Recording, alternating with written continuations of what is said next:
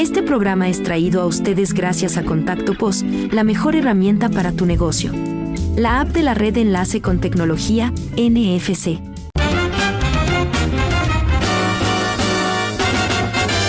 Esto es Cabildeo Digital.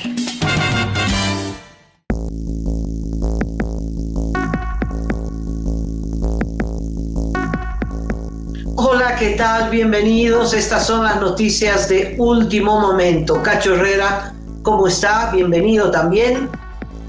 Hola Amalia, hola amigos del planeta. Estamos comenzando agosto, el mes de las fiestas patrias. Estamos a 6 días de que cumplamos 199 años como República Soberana e Independiente. Amalia, con mucha información, con muchas cosas por analizar.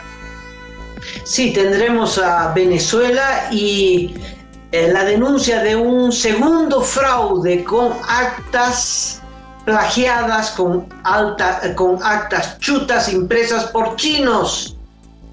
También estaremos hablando de los bloqueos. El transporte pesado hoy empieza a bloquear en todo el país, pero también hay noticias desde el Parlamento. El titular, Cacho. Se ha aprobado finalmente la ley de suspensión de las elecciones primarias en medio de otro bochorno en la Cámara de Diputados. Y desde Francia, Amalia, ha participado esta madrugada nuestro primer representante boliviano. Se trata de Esteban Núñez del Prado, que compitió en natación. Vamos a estar comentando también porque mañana entra en acción una segunda representante del país. Y Arce habló con el presidente chileno Boric y eso permitió o permitirá el ingreso de diésel ruso a través del puerto de Arica. Esto y más, le prometemos que habrá más, pero antes, un enlace, Cacho. A tu alcance, la app más completa para tu negocio. Funciona con cualquier cuenta de banco. Bájate la app y cobra con tarjetas. Con QR, Contigo Money, descarga Contacto POS ya.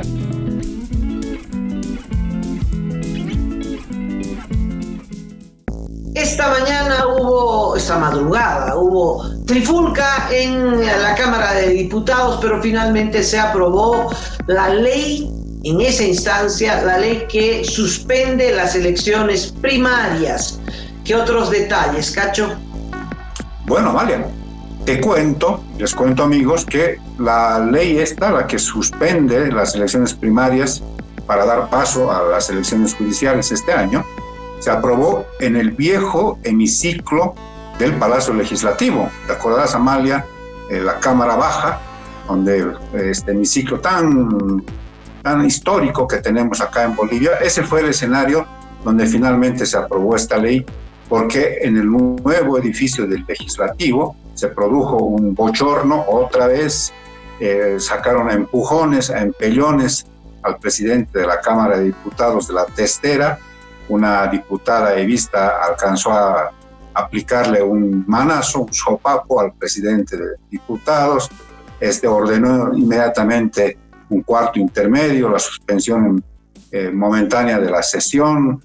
Los evistas se tomaron la testera, no había cómo reanudar la sesión porque exigían que se apruebe una comisión de investigación de las denuncias en contra del presidente Israel Guaitari por estos casos de corrupción, de violación, tantas denuncias que tiene encima, y también una investigación de lo ocurrido el 26 de junio, del supuesto golpe militar fallido. Entonces, una manera de alguna manera esquivar esta agresión de los diputados del levismo fue reanudar la sesión en el viejo Congreso Nacional, en el hemiciclo de la Cámara de Diputados, y es ahí donde se aprobó esta madrugada en las estaciones en grande y en detalle, y por tanto en las próximas horas se remite al Senado y el Senado tendrá que convocar una sesión para tratar este tema. Me imagino ya la próxima semana, no creo que en lo que queda de esta semana pueda considerar el tema, pero además la siguiente semana también habrá el mensaje del presidente, seguramente va a asistir a la Asamblea Legislativa, veremos qué es lo que ocurre. para entender por qué se llega a estos grados de agresión que entre los masistas, especialmente las mujeres masistas, se ha convertido en una rutina. Creo que se considera que tienen el derecho de estirar la mano y golpear a cualquier persona, ¿no? Como no se puede responder porque el agresor es una mujer, entonces se aprovecha de esta ventaja comparativa y se golpea a todo el mundo. Bueno, la trifulca viene porque el sector evista quería que se mantenga las primarias. ¿Por qué? Porque pensaban que con la ley vigente, Arce hubiera tenido que someterse a unas primarias con Evo Morales. Hace pocos días Evo Morales le lanzó el guante y le dijo vamos a primarias. Obviamente una interna del MAS gana Evo Morales, por lo menos eso es lo que se supone, esas son las cábalas, especialmente de Evo Morales.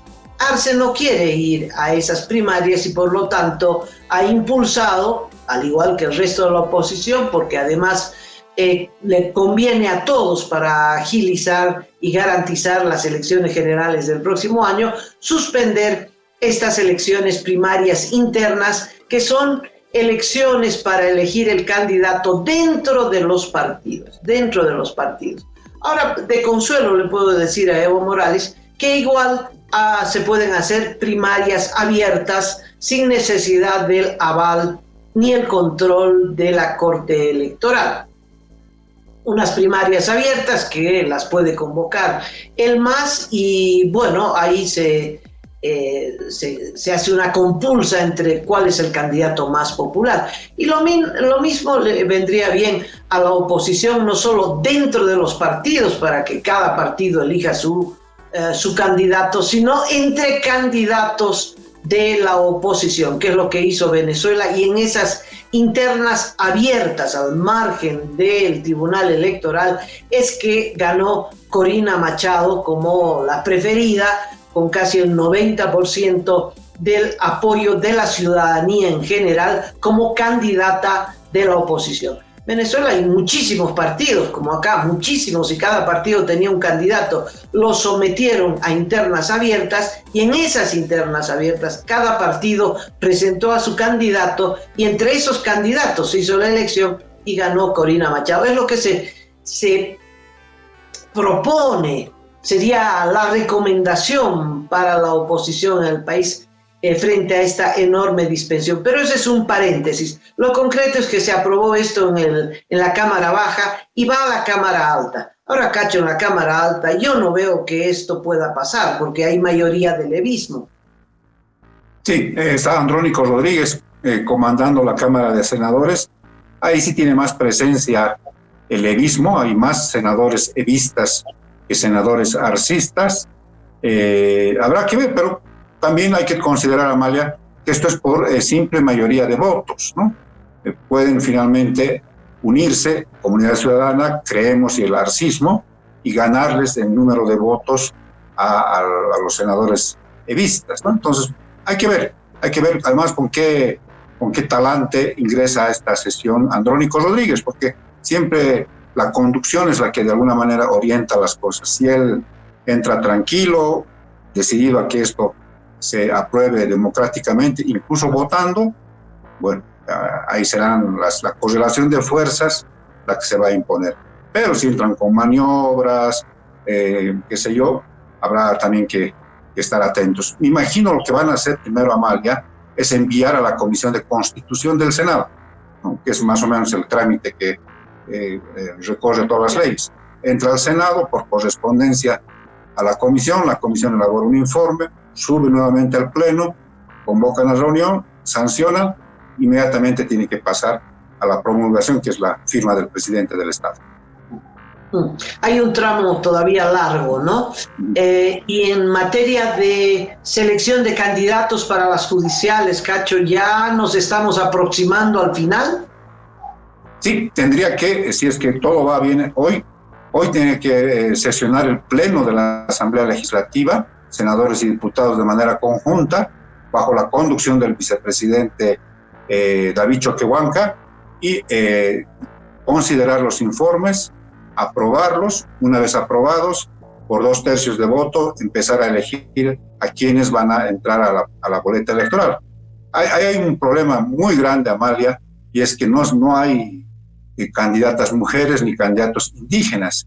Te voy a dar un ejemplo. En Tarija, para uno de los tribunales, han calificado 4 varones, me parece que es para el Tribunal Constitucional o para el Tribunal Supremo de Justicia, no tengo el detalle en este momento, y quien se aplazó con 0 puntos, que es la fiscal departamental de Tarija, va a entrar, porque tiene que haber paridad de género. Entonces, la comisión dice, bueno, no nos quedó otra que hacer esto, ya será el pleno el que defina, ¿no? Si entran primero al informe, se aprueba el informe, y finalmente si entra a la papeleta, donde dice el presidente de la comisión respectiva que puede estar, digamos, la salida, es que la gente no vote por esa persona, habiéndose sacado 0 y siendo fiscal departamental, ex ministra de Justicia. Realmente ya la gente definirá, dice, enterándose de que se aplazó con un 0 redondo en la prueba oral, en el examen oral. Así están las cosas, van a ir compensando, van a jalar de otros departamentos también indígenas, va a ser toda una ensalada, una mezcolanza para tratar de salvar los requisitos que establece la Constitución.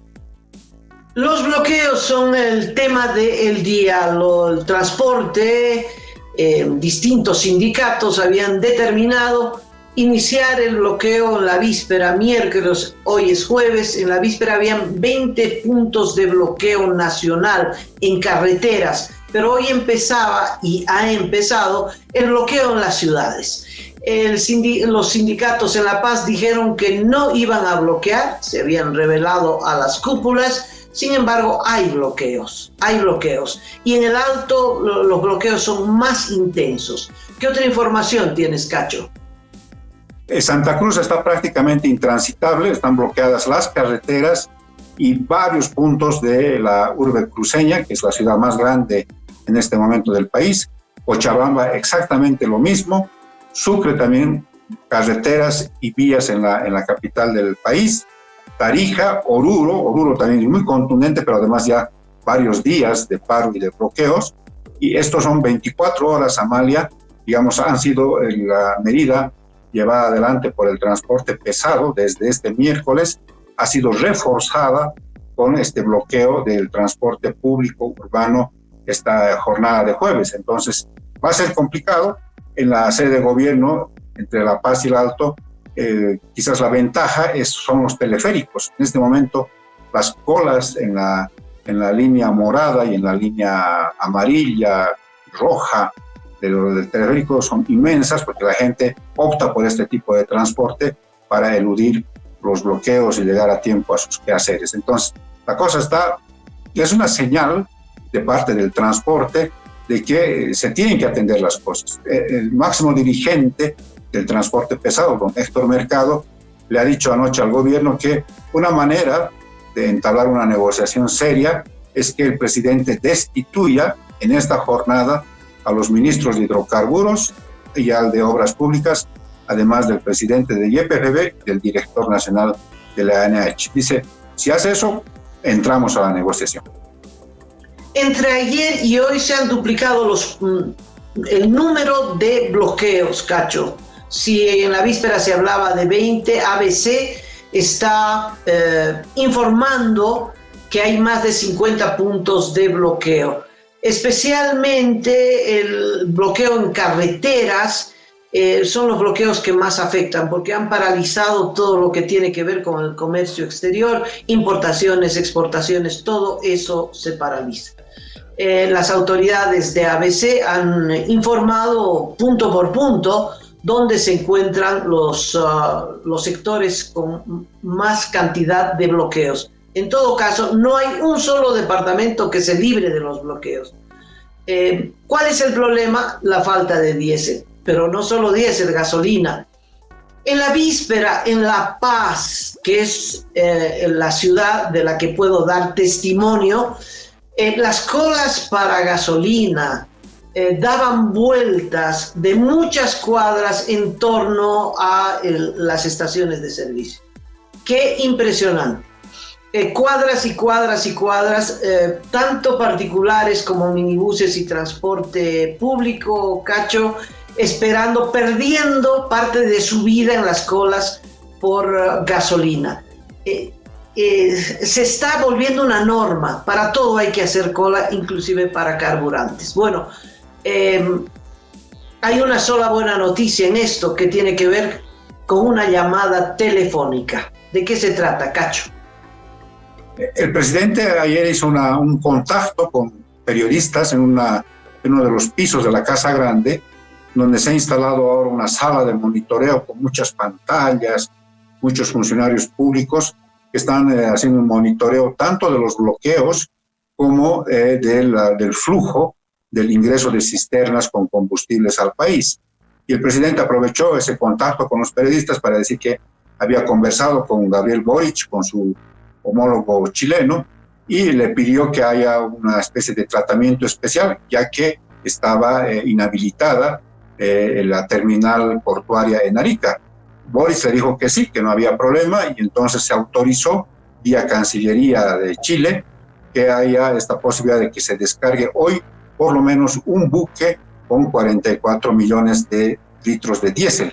Van a tratar de hacer toda la descarga de esa cantidad enorme de combustible, de tal manera que, según el presidente, esté ingresando hasta el sábado a mediodía al país, y el domingo ya comience la comercialización en las estaciones de servicio.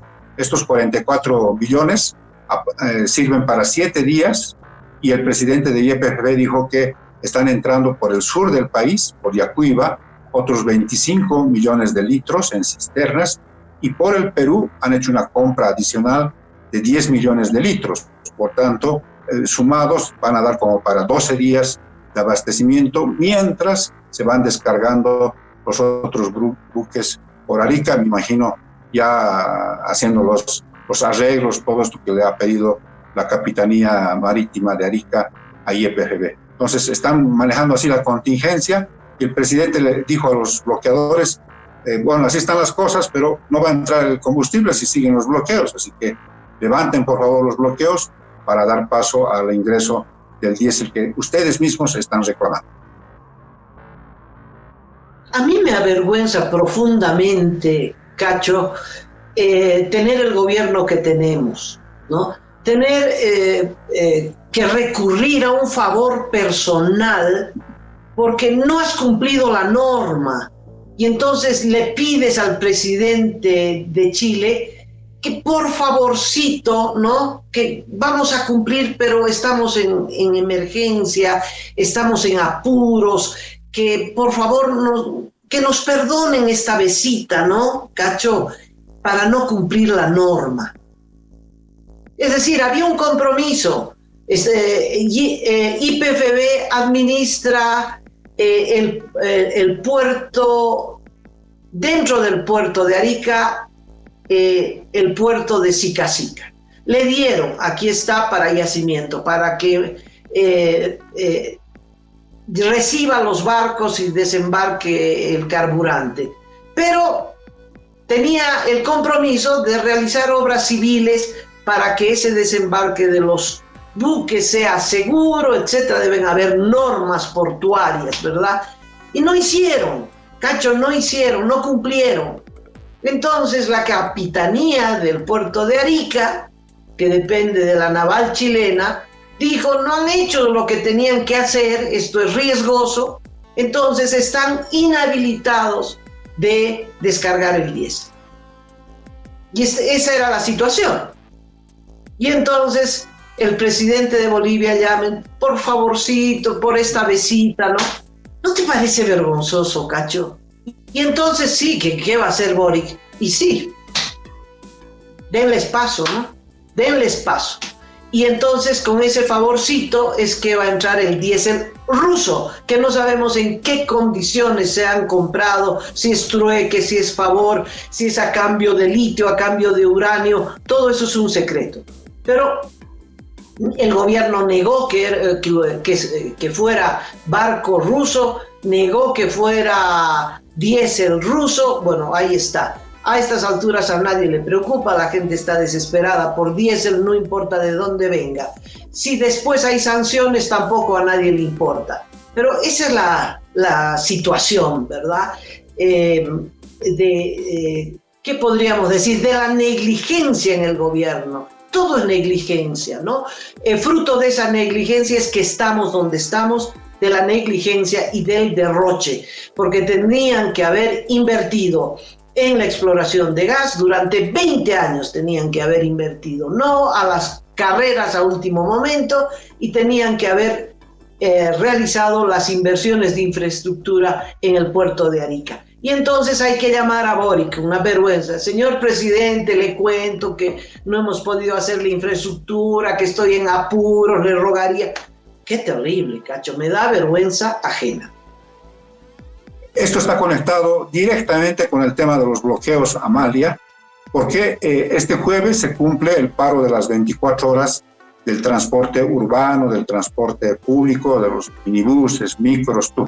Hoy acaba este jueves, me imagino que ya al anochecer de este jueves ya se va a normalizar el servicio de transporte urbano en las principales ciudades.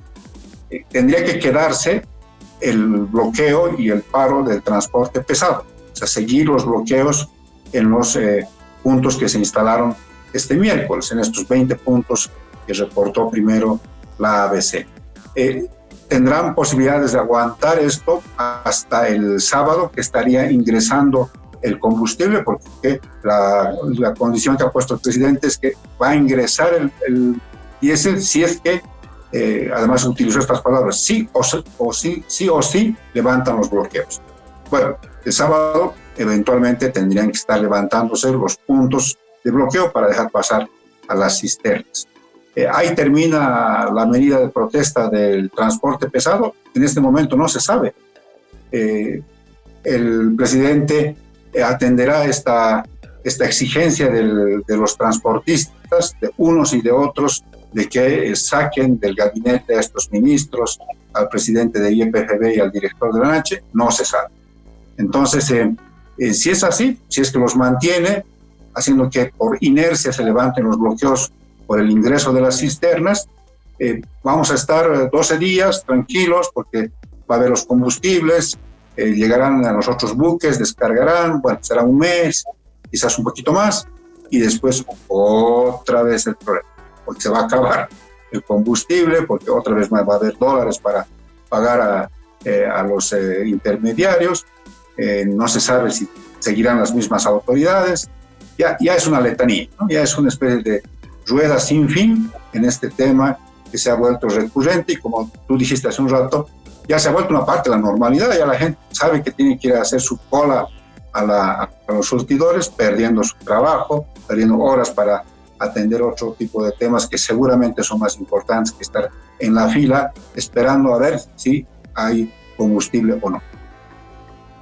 Bueno, lo importante es que se espera que aunque sea por 15 días se normalice. Ahora, esos 15 días, Cacho, la gente va a tratar de acaparar lo que pueda, ¿no? Cuando hay escasez es así. Uh-huh. Entonces, todavía estamos lejos de esa normalidad. ¿Podemos cambiar de tema? Adelante, Amalia. Si gustas, nos vamos a un anuncio, 15 segunditos, y arrancamos con el tema de Venezuela. No, antes, por favor, un cortito local. ¿Te parece, Cacho? Adelante. Que me parece muy importante. Franklin Matador Mamani ha logrado salir de la cárcel de San Pedro después de un año de prisión. Boxeador y policía. En noviembre del 2019, él y contingente policial estuvieron asignados a contener los actos de vandalismo en la zona sur, donde se realizaron los más terribles actos de vandalismo. Le quemaron la casa al ex rector de la UNSA, Waldo. quemaron más de 60 buses del Puma Qatari. Bueno, y entonces acusaron a este policía y a otros de ser responsables de los 2 jóvenes que murieron en esas circunstancias, en circunstancias no esclarecidas, pero en la zona sur.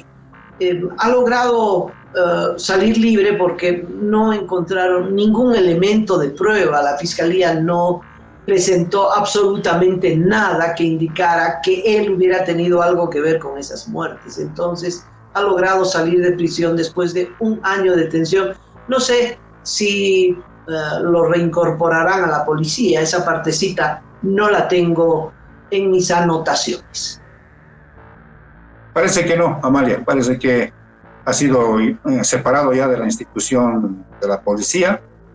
Y la gran evidencia, Amalia, realmente ya esto es de replay, es que era la fotografía que se tomó con Luis Fernando Camacho, porque justo en ese momento Camacho de alguna manera se instaló en un hotel de la zona sur, ¿te acordarás? Y la gente se agolpaba alrededor del hotel para querer que se lo salude. Bueno, era el personaje de ese momento. Entonces, no sé cómo, se tomó una fotografía y esa fue la gran evidencia que presentaron los fiscales y que también sirvió para que se lo separe de la institución del orden, junto con varios oficiales, varios suboficiales que fueron dados de baja de manera definitiva, no pueden volver a la institución porque han sido acusados de ser parte de un supuesto golpe de Estado en contra de Evo Morales.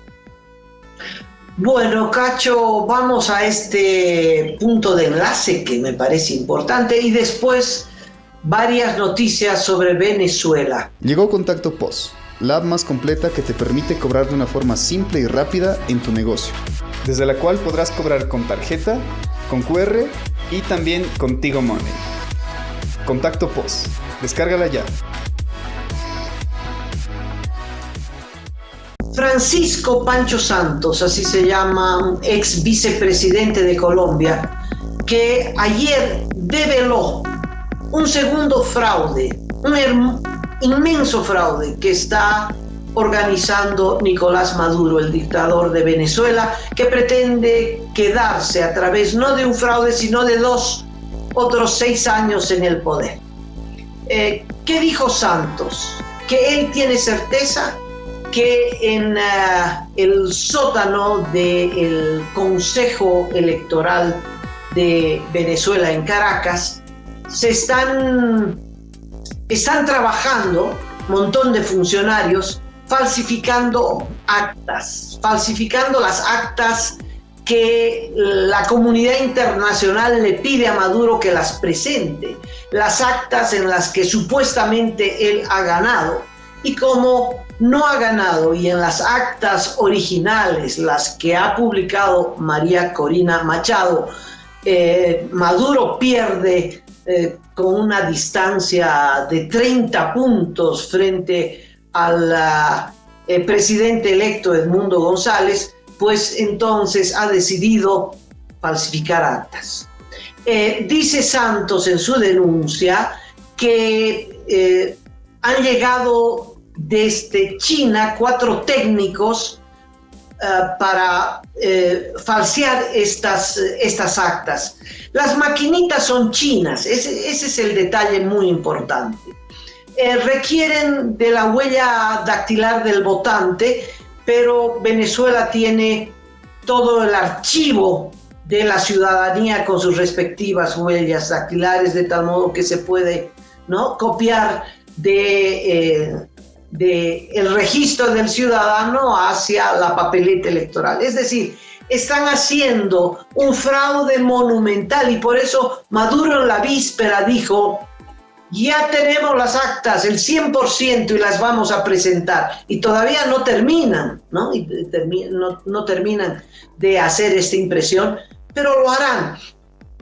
Es un acta que tiene muchas normas de seguridad, ¿no? Cacho, tienen registro, código, en fin, es muy difícil de falsear. El punto es que ¿quién va a decidir entre las actas verdaderas las que ha colectado la oposición y que las ha puesto en el internet, y las actas chutas que va a presentar Maduro. ¿Quién va a decidir cuál de las actas son las verdaderas? No importa cuán buena sea la falsificación de Maduro, puede ser un mamarracho, puede ser muy evidente, pero era lo único que le pedía Lula y Petro y AMLO de Venezuela, que presente las actas. Y bueno, Maduro presentará un montón de actas y listo. Como dijo Lula, si hay controversia, que lo decida la justicia venezolana. Entonces, ayer Maduro, siguiendo el guión, dijo que la justicia venezolana revise las actas. Y entonces Maduro le entregará sus actas a la corte que él designa, ¿no? A sus funcionarios, a sus empleados, a sus pongos. Y los pongos que van a decir que las actas presentadas por Maduro son las auténticas y que María Corina Machado ha falsificado actas y entonces hay que meterla presa. Ese es el plan, Cacho, ese es el plan. Y esto muy posiblemente ocurra este sábado. Están apurados los maduristas, ¿verdad? Están muy apurados. Pero parece que no es tan fácil y van a presentar las actas este sábado. A más tardar, que es lo que les piden. Y esta es la explicación, Cacho, de por qué ha fracasado la OEA en aprobar una resolución que pedía que Maduro presente las actas. Esto ya había sido pedido públicamente por Petro de Colombia, socialista, por Lula del Brasil, socialista, y por Manuel López Obrador, AMLO, de México, socialista. Los tres habían pedido que Maduro presente las actas, pero la resolución de la OEA agregaba un pequeño párrafo que decía que esas actas tienen que ser observadas, tienen que ser analizadas, tienen que ser evaluadas por alguien independiente. Claro, si entra la ONG de Carter, si entran los técnicos de la OEA, ¿no? Van a saber que esas actas, las actas de Maduro son falsas. Eso no quieren. Lo que quieren es salvar a Maduro, al dictador. Es decir, realmente a estas alturas no solo son cómplices, sino que tienen una posición que da asco, Cacho, que da asco porque están abriéndole el camino a la prolongación de la dictadura de Maduro con un sello de legalidad que serán sus actas falsas. A eso se ha prestado Lula, a eso se ha prestado Petro y a eso se ha prestado el presidente saliente de México. Van a hacer un gran fraude, el fraude más grande, presentando actas falsas, el 100% de las actas falsas. Me da la impresión, Amalia, que sin descartar una sola de las palabras que has dicho, que me parecen tremendamente correctas, que María Corina Machado, Edmundo González y la oposición tienen algo entre manos. Entonces, me ha llamado muchísimo la atención toda la actuación de Corina Machado y de la oposición venezolana en estos últimos días. Estamos hablando de que estamos al cuarto día en el que Maduro no entrega las actas, aunque ha dicho ayer que ya las tienen al 100%. Se dice que el plan era 5 días para que los chinos hagan todo y presente Maduro a la justicia, a la Corte Suprema de Venezuela. Pero en medio de todo esto, Amalia, es bien interesante cómo da la impresión de que siempre la oposición tiene algo como para contrarrestar la estrategia del chavismo, ¿no? Mira, quedamos secos, anonadados, todos muy preocupados por la maniobra del chavismo, le dan como ganador a Maduro, al día siguiente le entregan su credencial y después apareció María Corina Machado y dijo, tenemos el 73% 77,20% de las actas. Al día siguiente dijo, ya no es el 73%, es el 84%. Y le quisieron tumbar la primera web, y ella tenía ya preparada otro sitio, otro portal, donde era incluso más seguro ver cada una de las actas. Entonces, tengo esa impresión de que puede haber algo que de alguna manera contrarreste esta ofensiva dictatorial, tiránica de parte del chavismo y Maduro. Y me conecto con lo que tú has dicho que ocurrió ayer en la OEA. Realmente vergonzoso, realmente lo que ha sucedido ayer en la OEA es lo peor que podría ocurrirle a un organismo que dice defender las democracias en esta parte del mundo. Necesitaban 18 votos, porque eso dice la norma de la OEA, porque se cuentan a los que están, a los que se abstienen y a los que no van. Entre los que no fueron, no asistieron ayer, fue México. No estuvo el representante o el canciller o la canciller de México. Sumaron los votos, yo me imagino que esto ya se sabía antes de la votación, y llegaron a 17 los países que pedían esto que tú mencionas, que entreguen las actas, que un organismo independiente las evalúe. Faltó un voto y habían dos posibilidades de que se consigan ese voto faltante e incluso uno más. Y fueron Colombia y Brasil, que se abstuvieron. Y yo no sé cómo van a explicar a sus países, estos señores, Lula da Silva y Gustavo Petro, más Gustavo Petro, porque Gustavo Petro en la mañana escribió un post largo en su cuenta de X. Y una parte del post es lo que se planteó en la sesión de la Organización de Estados Americanos. O sea que él ya sabía qué cosas se podría discutir en la tarde. Y entonces, sorprendentemente, su representante decide abstenerse en la votación. Se ha interpretado esto, Amalia, como que están ayudando a que transcurran las horas, los días, Maduro haga las cosas con los chinos, presente las actas apócrifas y digan, aquí está todo, es que no hay nada que discutir y por tanto se ratifica que soy el presidente reelecto de Venezuela. Realmente vergonzoso, realmente es terrible lo que ha pasado. Lo único que le quedó a Luis Almagro es ante semejante fracaso decir, voy a pedir que la Corte Penal Internacional lo arreste, le voy a plantar unos cargos por crímenes de lesa humanidad, por el baño de sangre. Ya no le quedó otra, ser más radical que los otros, porque realmente lo que ocurrió ayer fue lo peor que le pudo haber ocurrido en la historia de la OEA. El ideólogo de esta segunda fase de sacar a Maduro, de sacar las castañas del fuego, es Lula. Es Lula. ¿De dónde saco esto? De las intervenciones de Lula. Después de que Lula dijo, el que gana, gana y el que pierde se va, y todos aplaudimos, hizo varias otras declaraciones y dijo, esto se resuelve presentando las actas.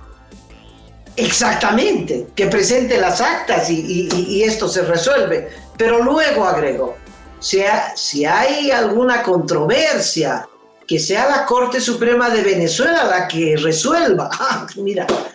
La Corte de Venezuela, que sea la Corte de Venezuela quien dirima, quién tiene la verdad entre las actas de Maduro y las actas de Corina Machado, por favor. Y dijo, bueno, entre tanto, siempre hay controversia, siempre la oposición dice que ha ganado. Entre tanto, lo que se tiene que hacer es hacer caso a las autoridades. Es decir, la autoridad es este Consejo Electoral de Venezuela, y si ese consejo dice que Maduro ganó, Maduro ganó. Esa es la posición de Lula. Y Lula ayer no hizo ninguna intervención. Lula es el que amarra los 11 votos de abstención. No le costó nada a Bolivia. Ese es el otro punto que hay que destacar. La Cancillería boliviana, que nos representa a todos, resulta que es una oficina, ¿no?, casi el consulado de Maduro en Bolivia, ¿verdad? No se necesitó mucho convencer, están en la estrategia, casi de boca cerrada, pero actuando. La abstención es lo mismo que en las votaciones que impiden censurar a Rusia. Bueno, aquí es lo mismo. La resolución decía que presente las actas. ¿Cómo te vas a oponer a una resolución así? Claro, el segundo párrafo era el problema, que presente las actas y que sea un organismo independiente el que califique a esas actas, si son correctas, fraguadas, en fin, que haga una evaluación. Alguien independiente es lo mínimo, pues no quieren. Y Lula estuvo armando detrás de bambalinas y consiguiendo los 11 votos o impidiendo que los países que están por la democracia obtengan los 18 votos que necesitaban, tal como tú lo has descrito. ¿Quiénes son esos países? Además de los 3 que son los compinches de Maduro, representante de México, Colombia y Brasil, está una larga lista de pequeños países caribeños que dependen del petróleo de Venezuela. Así es, Amalia, hay que estar atentos. De una manera inusitada también, Maduro ha entrado en un duelo personal con el multimillonario, con el dueño de la red social X y de varios meganegocios, Elon Musk, como si tuviese, digamos, la información, como si supiese algo de que Musk podría estar ayudando en esto de lo informático, de estas cosas que yo la verdad que no las conozco bien, a María Corina Machado, que tú dijiste ayer muy bien que es ingeniera de sistemas, o sea, conoce de estos temas, ¿no? Entonces, por eso tengo esta impresión de que puede haber algo que contrarreste incluso este mega fraude que están preparando entre estos compinches de Maduro y los chinos para que puedan de alguna manera tratar de salirse con la suya. A ver, veremos qué es lo que pasa. Estas horas son cruciales. Estamos acercándonos ya a una semana de realizada la elección. En este tiempo no ha sido mostrado. El hecho concreto es que no se han mostrado las actas, que hay una casi veintena de muertos por la represión chavista. Se contabilizan ya más de 1,000 detenidos. Hay un dirigente de la oposición que no es habido, su esposa está buscando todos los centros de detención y no lo encuentra, y Diosdado Cabello, con lo cruel que es, dijo, no está secuestrado, está hablando bien, está pudiendo hablar bien. Entonces realmente, incluso llegan a ese tipo de actitudes por parte de los jerarcas del chavismo. Hoy día tienen que salir todos los diplomáticos de 7 países que se pronunciaron a favor de elecciones limpias, pues Maduro los ha echado y hoy tienen que irse. Lo más delicado es la delegación argentina, que tenía en la embajada argentina a 6 opositores que escaparon de las garras de Maduro y que se asilaron en la embajada argentina, todos ellos del entorno de María Corina Machado. Esto ocurrió antes de las elecciones. Como tienen que irse, queda la embajada vacía, pueden entrar y agarrarlos, no los van a dejar solos ahí adentro, por supuesto. La embajada ya ha sido saboteada con cortes de luz, pero por suerte Argentina encontró una salida inteligente, que es llegar a un acuerdo con Lula por razones humanitarias. Sabes que entre Milei y Lula chocan, ¿no? Chocan, echan chispas. Pero igual la Cancillería argentina llegó a un acuerdo con Brasil para que se haga cargo de los intereses de Argentina en Venezuela, y lo más importante de eso es que se haga cargo de los 6 asilados. Brasil aceptó. Y entonces creo que la vida de estas 6 personas se han podido salvar gracias a este acuerdo. ¿Qué me parece que falta en Venezuela, Cacho? Somos países con tradiciones distintas. Recordarás que el 2019 la lucha en contra del fraude duró ¿cuántos días? ¿Te acuerdas? 20 y tantos días, 21 días. 21 días, hasta que Evo Morales presentó su renuncia. Hasta que se comprobó el fraude y Evo Morales renunció. Pero hay ese paso, ¿viste? Hay que comprobar el fraude. Ese es un paso importante en esta lucha. Y en eso se está. Habrán dos papeletas, ¿verdad? Las falsas y las auténticas. Una batalla de actas que se va a presentar en Venezuela. Pero las movilizaciones son intermitentes, Cacho. En Bolivia dijimos paro y paro. Bloqueo y bloqueo. Hasta resolver esto. No es un día sí, un día no, ¿no? Son tradiciones de movilización distintas. También hay una diferencia enorme cualitativa en la represión, ¿no?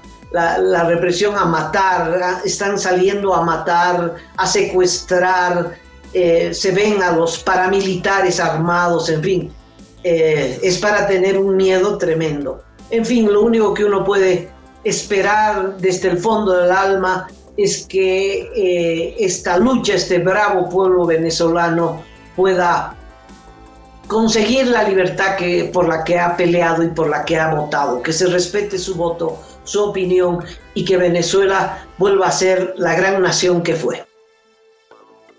Así es, Amalia, con un solo añadido, y es que anoche fue entrevistado en La Nación Más, en este canal que tiene el periódico La Nación, canal digital, un diputado, un dirigente de la oposición venezolana, que señaló una cosa que me llamó muchísimo la atención, que es que la estrategia ya en la calle, no en el tema de las actas, sino en la calle, es tratar de dividir al ejército, a las fuerzas militares que están respaldando a Maduro. Y una acción que se va a tomar, dijo esta persona entrevistada, es convencer a las madres, a las esposas, a las hermanas de los militares, de tal manera que sean ellas las que se acerquen a los cuarteles y les pidan a sus hijos, a sus esposos, a sus parientes que depongan las armas, ¿no? Que piensen en el pueblo venezolano antes que en la dictadura chavista. Parece ser una interesante iniciativa, pero claro, debe costar reunir, tomar contacto. Toda la filigrana que hay detrás de este tipo de iniciativas siempre es complicada. Sí, parece que María Corina sabe jugar ajedrez y está librando una partida que parece exitosa. Vamos a desearle la mayor de las solidaridades y que la comunidad internacional no se deje engañar por las actas falsas que va a presentar Nicolás Maduro. Ahora, al final de cuentas, Cacho, a los rusos no necesita que Maduro presente acta alguna, ¿verdad? Ni a los rusos, ni a los chinos, ni al gobierno de Arce, porque todos esos saben que hay fraude y no les importa que estén derramando sangre, porque Maduro es la única promesa que ha cumplido. Cuando dijo habrá derramamiento de sangre, pues lo están cumpliendo. Pero yo termino con esta advertencia que lanzó el gobierno de los Estados Unidos, que dijo: se nos está acabando la paciencia, puntos suspensivos. No sé exactamente qué significa aquello, pero la frase es importante. Así es, Amalia, y déjame despedir el programa, por favor, con un apunte deportivo, porque los representantes bolivianos ya han comenzado a participar, a competir en los Juegos Olímpicos que se desarrollan en París. A las 5 de la mañana, un poquito más, compitió el nadador cruceño Esteban Núñez del Prado. Lo hizo en una prueba de 200 metros combinados, vale decir los 4 estilos al mismo tiempo. No le fue bien, ni siquiera se acercó a la marca, al récord nacional que tiene acá en Bolivia, pero ya fue la primera participación. La verdad, empezó bien la competencia, pero poco a poco se dejó ganar por sus adversarios, por sus competidores, en una piscina pero hermosa allá en París. Este Este viernes compite Guadalupe Torres, que es una velocista, también cruceña, y en los próximos días le tocará a otra nadadora, María José Rivera, y el último en competir es Héctor Garibay, fondista en la maratón del 10 de agosto. Ojalá le vaya bien a Héctor, porque también hay problemas, Amalia. Ahora hay problemas internos por quién debía haber llevado la bandera, que parece que lo discriminaron a Héctor Garibay. Bueno, todos los problemas que suelen haber en este tipo de delegaciones. Y eran 4. Ya comenzó. Eran 4, sí, imagínate. Comenzó. Bueno. Con eso entonces nos despedimos y será hasta mañana, Mari. Hasta mañana.